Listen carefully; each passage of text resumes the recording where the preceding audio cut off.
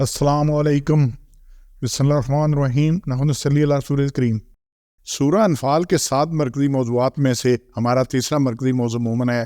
اس کے 5 ضمنی موضوعات ہیں، جس میں تیسرا ضمنی موضوع ہے تنبیہات، کہ مومنین کو کیا کیا تنبیہات، کیا کیا چیزیں وارننگ دی۔ تنبیہ کیا ہوتی ہے؟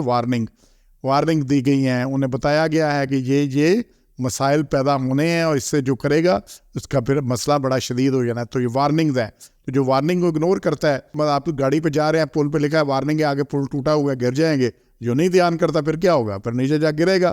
اسی طرح آگے سڑک بند ہے جی، تو نہیں جاتا، پھر کیا ہوگا؟ مڑنے کی جگہ نہیں ملتی۔ جو بھی وارننگ کو نظر انداز کرتا ہے، جب مل گئی اس کو نہ ملی وارننگ تو ایک ہوتا ہے جی مجھے پتہ نہیں تھا، جب وارننگ مل گئی ہے تو اس کے بعد بھی اگر بندہ اگنور کرتا ہے ویکھی جائے گی، تو پھر اس کا ٹھکانہ کیا ہے؟ پھر وہ کسی نہ کسی کھائی میں، کسی نہ کسی دریا میں گرتا ہے جا کے۔ اچھا، یہاں پہ پہلی جو وارننگ 2 آ رہی ہے سورہ انفال کی آیت نمبر 16 میں سے، کہ جنگ سے بوجہ بزدلی فرار ہونے والوں پر اللہ تعالیٰ کا غضب ہوگا اور ایسے مفرورین کا برا ٹھکانہ جہنم ہے۔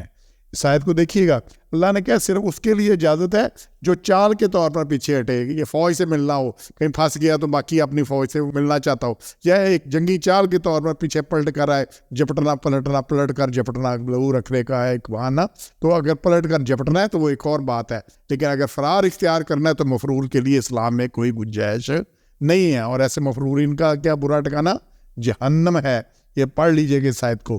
پھر آگے جی 24 نمبر آیت میں سے 2 نکات ہے کہ دعوت دین قبول نہ کرنے والوں کے دلوں پر اللہ تعالیٰ پردہ ڈال دیتا ہے، اور پھر پردہ بھی ڈال دیتا ہے، اور پھر حاضر تو اللہ کے پاس ہونا ہی ہونا ہے۔ اس آیت کو دیکھیے گا، اور جان لو کہ اللہ روک لیتا ہے آدمی اور اس کے دل کو، تو اللہ پردہ ڈال دیتا ہے اس کے اوپر۔ تو پردہ ڈالتا ہے، پھر اسے سمجھ نہیں آتی، وہ پھر کہتا ہے سب ٹھیک ہے۔ اور جب مال بندے کو ملتا ہے، جب وہ ثانیہ آ جاتی ہیں، جب یہ سلسلے ہوتے ہیں، تو پھر بڑا ہی پردہ اس کے اوپر پڑتا ہے۔ وہ کہتا ہے یہ اللہ نے میری باں پھاڑ لیا، اللہ نے میرا ہاتھ پکڑ لیا۔ ایسی قطن بات نہیں ہے، اس سے بڑی آزمائش ہے۔ تو یہ کیا ہے؟ اللہ دل پہ پردہ ڈال دیتا ہے جو قبول نہیں کرتے، جو بھی حق چیز جو بھی اس کو پتہ ہے یہ اسلام کے خلاف ہے، جب اس پہ عیام کرتا ہے تو پھر پردہ ڈال دیتا ہے۔ پھر اسی میں یہ دلدل ہوتی ہے، اس دلدل میں مزید بہکتا جاتا ہے، مزید دھنستا جاتا ہے، مزید خرابی ہوتی ہے۔ تو پھر آگے بڑی اہم چوتھا ہے کہ تم لازمی اللہ کے پاس حاضر ہوگے، وہاں انہو علیہ تحشرون، اور تو حشر ہوتا ہے لازمی جمع ہونا، گنجائش ہی کوئی نہیں کہ جی میں لیٹ ہو گیا تھا، میں بیمار تھا، میں ادھر تھا، میں ادھر تھا، لازمی جمع ہونا ہے، ہر ایک نے لازمی جمع ہونا ہے۔ تو اس لیے اس میں کوئی گنجائش فرار کی نہیں ہے، سب نے ہونا ہے۔ تو یہ آیا۔ اور پھر 5واں ہے کہ فتنہ انگیزوں کو نہ روکنے والے بھی عذاب الہی کی لپیٹ میں آ جائیں گے۔ یہ 25 نمبر آیت کو دھیان سے دیکھیے گا کیا ہے، اور بچتے رہو اس ساتھ سے کہ نہیں پڑے گا تم میں سے خاص ظالموں پر، اور جان لو کہ اللہ کا عذاب سخت ہے۔ تو جو فساد سے خود نہیں بچتے ان اور دوسروں کو نہیں روکتے، اللہ تعالیٰ کے وہ بھی عذاب میں لپیٹ میں آئیں گے۔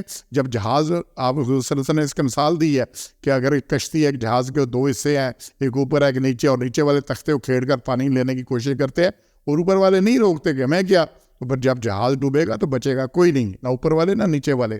تو یہاں بڑی چیز اہم بات آئی ہے، برائی روکنا ہر ایک پر واجب ہے۔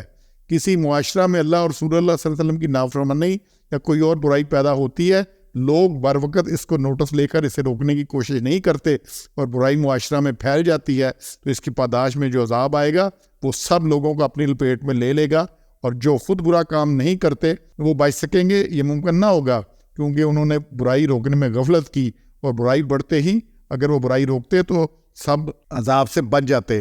یہ عذاب خرابی کا مسئلہ یہ ہوتا ہے کہ سب سے پہلے آدمی اگنور کرتا ہے، پھر اس میں انوالو ہو جاتا ہے، اور پھر بات بڑھتی جاتی ہے۔ اور یہ صحابہ سمت کا قصہ سورہ اعراف کی آیت 163 سے 166 میں آیا ہے کہ جنہوں نے نہیں روکا تھا وہ بھی اس میں عذاب میں پہ آیا، بچت ان کی بھی نہیں ہوئی۔ تو یہ بڑی اہم بات ہے۔ تو اس میں سے برائی کرنی نہیں اور دوسرا برائی سے بچنا ہے۔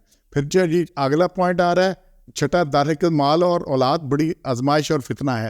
کیا ہے یہ؟ اس کو دیکھیے گا کہ جان لو اموالکم و اولادکم فتنہ، یہ آزمائش ہے، بہت بڑی خرابی میں ڈالنے والے ہیں، اللہ کے پاس اجر عظیم ہے، تو ان خرابیوں سے بچنا ہے۔ اور پھر 7واں اور آخری پوائنٹ ہے، تم ساری دنیا کا مال خرچ کر کے بھی آپ الفت نہ ڈال سکتے تھے۔ یہ اللہ نے یہاں پہ بڑی اہم بات کی ہے کہ یہ الفت اللہ نے ڈال دی ان کی۔ تو جو جانی دشمن قبائل تھے ان میں الفت محبت اللہ کی قدرت کا کرشفہ تھا، بالخصوص اوس اور خزرج میں جو ایک دوسرے کے خون کے پیاسے تھے، مگر اب حقیقی بھائیوں کی طرح ایک دوسرے کے ہمدرد بن چکے تھے۔ ایسا کارنامہ محض دنیاوی اسباب سے انجام نہیں پا سکتا، اور ان سب مسلمانوں کی الفت کا مرکز حضور اکرم صلی اللہ علیہ وسلم کی ذات تھی، اور ذات میں ان کی اطاعت تھی۔ تو یہ اللہ نے تنبیہات دی ہیں، یہ 7 تنبیہات اس صورت میں ہیں، یہ وارننگز ہیں، ہم نے ان کو غور کرنا ہے اور اپنے آپ سے اس سے نکلنا ہے۔ سبحان ربک رب العزت عما یصفون وسلام علی المرسلین والحمد للہ رب العالمین۔